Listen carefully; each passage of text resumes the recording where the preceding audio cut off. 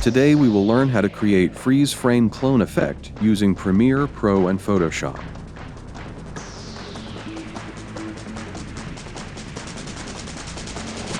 First of all, we have taken a video here.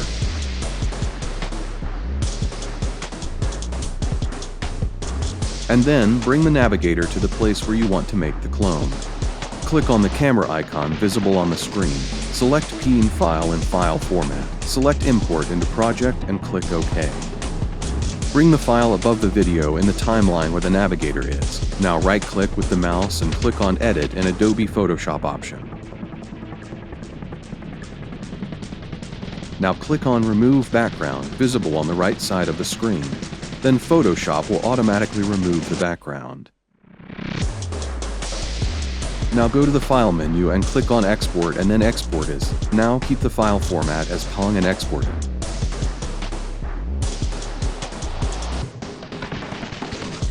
Come back to Premiere Pro and stop the navigator at the next point. Then the same process has to be repeated here as well.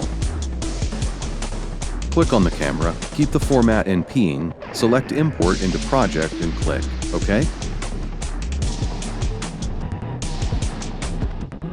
Place the image at the top in the timeline. Right-click with the mouse and choose the Edit in Adobe Photoshop option. Then go to Photoshop and click on Remove Background. Remove another object with the eraser.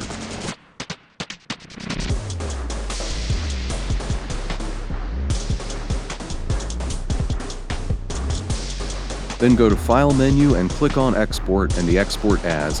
Keep the file format in PNG and export it. Now let us play it once in Premiere Pro. That's all for today. If you liked the video, then do like and subscribe to the channel.